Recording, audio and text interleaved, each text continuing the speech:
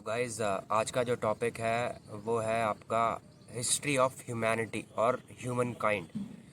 मनुष्यता का जो इतिहास है आज हम उसके बारे में बात करेंगे।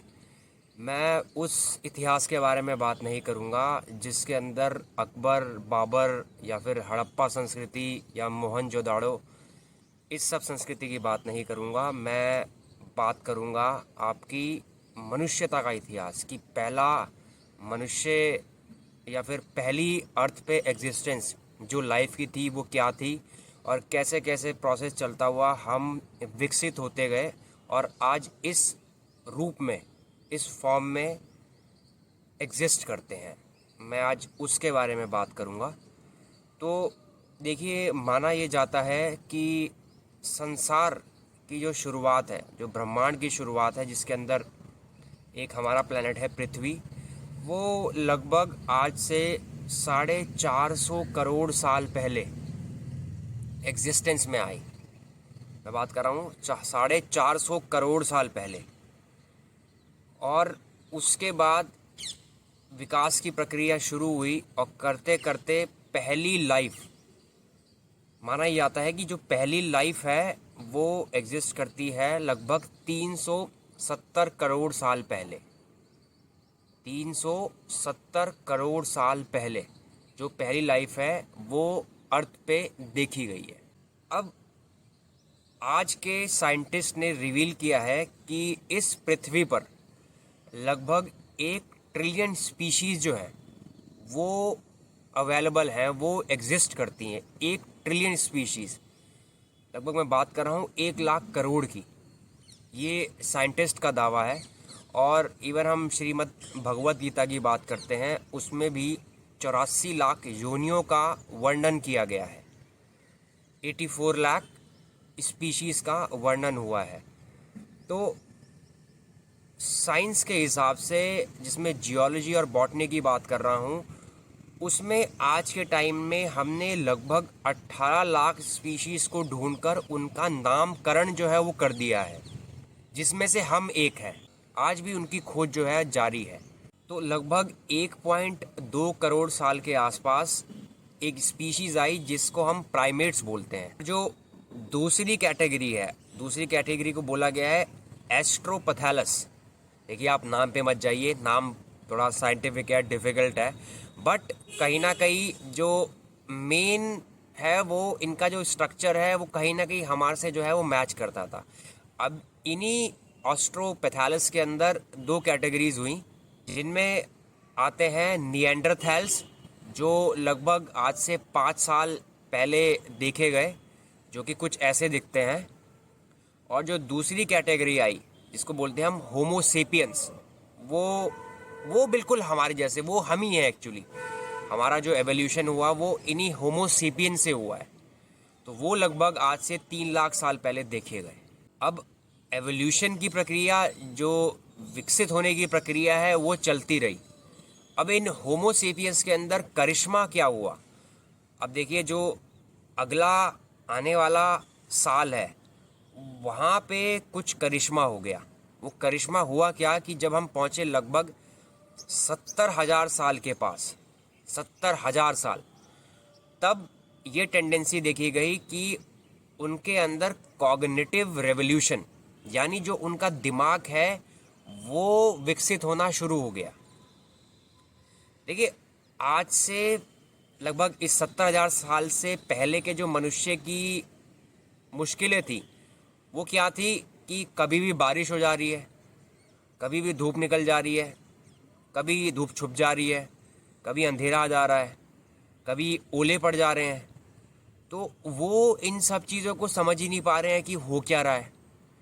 लेकिन जब 70,000 साल के पास हम पहुँचे कॉग्निटिव रेवोल्यूशन के, जब उनका दिमाग जो है वो विकसित होना शुरू हुआ, तो उनके अंदर इंटेलिजेंस को देखा गया, उनके अंदर इमेजिनेशन पावर जो थी उसको देखा गया, और उनके अंदर जो है मेमोरी को देखा गया। अब वो मेमोरी, वो चीज़ों को स्टोर कर पा रहे हैं, चीज़ों को समझ पा रहे हैं कि हाँ, ये काम पहले भी हुआ था।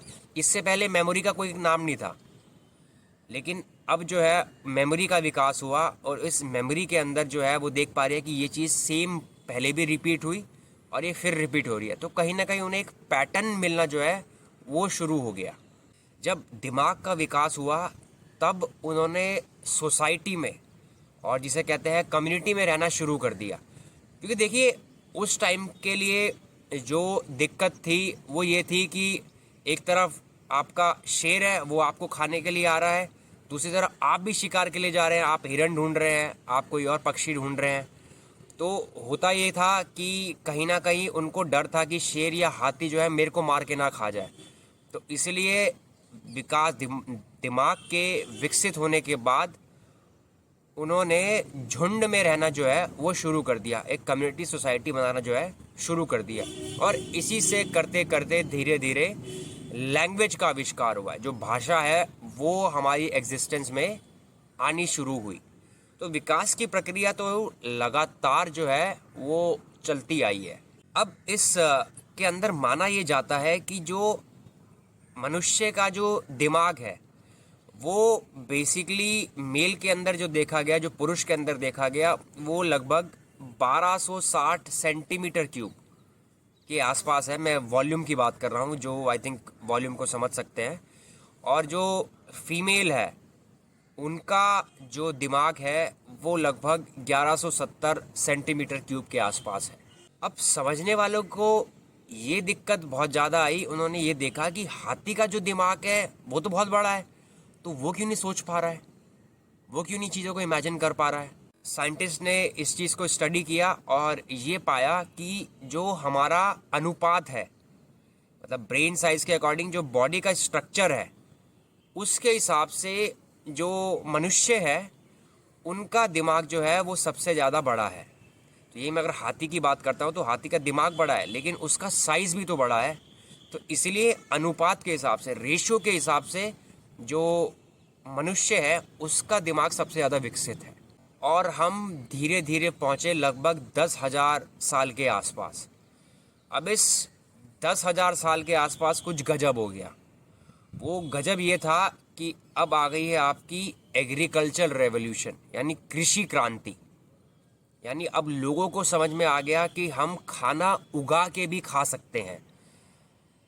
पशुओं को मारना, उनका शिकार करना, क्योंकि उसके अंदर खतरा था, उनको खुद मरने का डर भी था, तो वो इस चीज़ से मुक्त हुए, इस चीज़ से आज़ाद हुए। उन्होंने खुद ही खेती करना जो है वो शुरू कर दिया और कम्युनिटी में रह के, सोसाइटी में रह के अपना सारा जो खाना है वहीं एकत्रित करके खाना शुरू कर दिया। अब इससे हुआ क्या कि खाना जो है वो सरप्लस हो गया, मतलब जितने आपकी प्रोडक्शन आपको चाहिए उससे ज़्यादा आप उगा पा रहे हैं।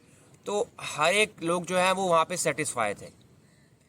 तो इस सेटिस्फैक्शन से हुआ क्या कि अब यहाँ से दर्शन की, जो कहते हैं फिलॉसफी की, वो शुरुआत होती है कि जब आदमी का पेट भरा उसके बाद जो है वहाँ पे लोगों ने सोचना शुरू किया कि मैं यहाँ पे आया क्यों हूँ, मेरा आने का पर्पस क्या है।